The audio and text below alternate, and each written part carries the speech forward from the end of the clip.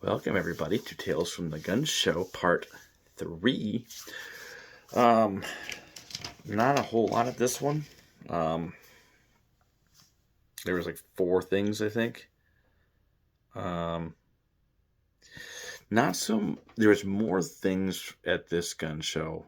That was in Jackson, Michigan, this past weekend. More things I've seen from other vendors. Per se, it didn't actually directly happen to me, so these were indirect tales. Let's put it that way. All right, so first one. Okay, this was the first one that actually happened to me. Sorry. Guy picks up a holster. They're labeled. Most of them are labeled. This one is labeled clearly with a white and black label, Hellcat. Okay. He picks it up and looks at me, and I just, would this fit a Canik MC9? And I looked at him and was like, no, that will fit a Hellcat, per the label. So I don't know if maybe he thought it was not a form-fitted custom Kydex holster directly made for the Hellcat, like it's labeled, or maybe, oh, it's just universal and I'm just marketing it for the Hellcat. So I don't understand that one. I laughed on the inside. I tried not to laugh on the outside. I might have had a smirk. Don't ask stupid questions. There are such things as stupid questions. I don't know, whoever said that is just trying to make people who are asking the stupid question feel less stupid. But I know, because I ask stupid questions. All right, so next one was this really old dude. I'm talking like the hunchbacked over, like barely walking. Took him like probably 2 hours to walk through the 300 table gun show. He comes up, I got my battle belt on display, and it's got all my stuff on it, whatever. And he comes up and looks at it, and he's like, wow, that's nice. And that, in that old timer voice, too. And I quoted this. This is verbatim. I see all the clips for stuff, but which one's for the booze? I really struggled to find an answer for that. I'm like, I don't even know how to answer that. I think I came up with some really lame joke just to get him to chuckle and walk away. But I was like, really? Which was for the booze? That's funny. It's the back pocket, by the way. If you didn't know, it's your back pocket. All right, so this one was. There really wasn't any more that I had at my table. If I didn't write it down, I forgot it. So those were really the only 2 things that happened at my table.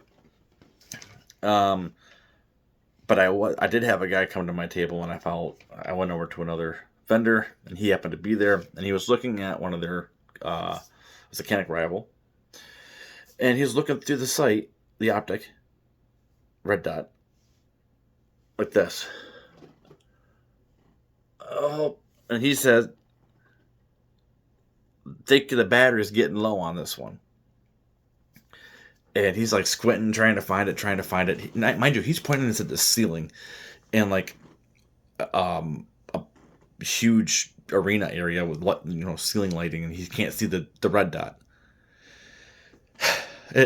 And he's just sitting there struggling. Sure enough, he hits the little buttons on the side, the one that's plus and minus for the intensity or the brightness of the dot.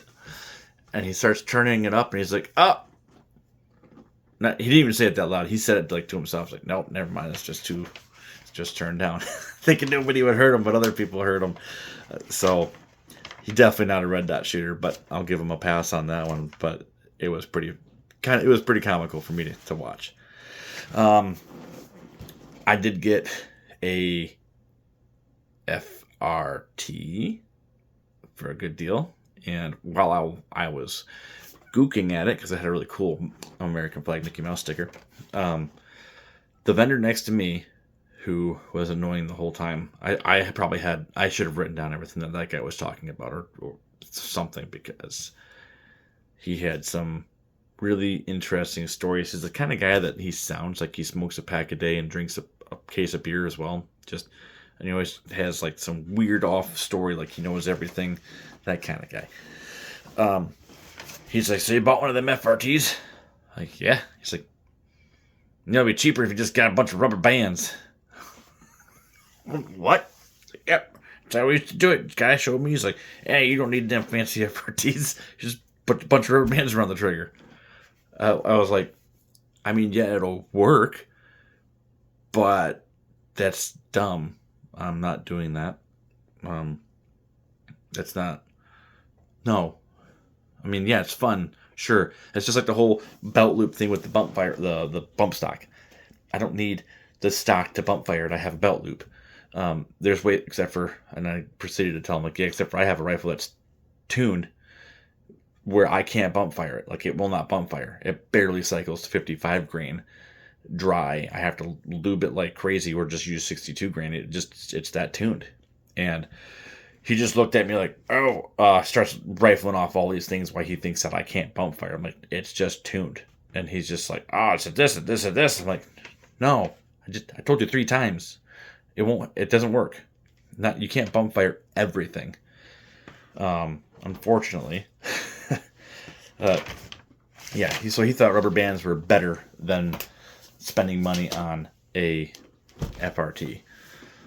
So, I mean, if you don't have the money for one, sure, get some rubber bands and you can have a force reset trigger until your bands break and replace it. And like, that's just, okay, that's nonsense, people. Don't do that. Do it the right way. And the right way would be to go get your SOT and then you'll get yourself a transferable machine gun. But hey, nobody's got that kind of money, right? So, that's it from this past weekend's Tales of the Gun Show. Like I said, it's pretty light.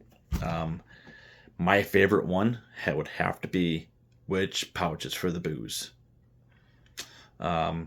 Which one's yours? Let me know down in the comments what you think your favorite one from this weekend's, and let me know if you've had any tales from your gun shows or places that you've attended or been a vendor at.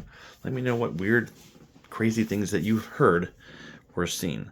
Until then, we'll see you at next week's Tales from the Gun Show Part 4. Hopefully this will be an Indiana episode. So let's check out the video after that one.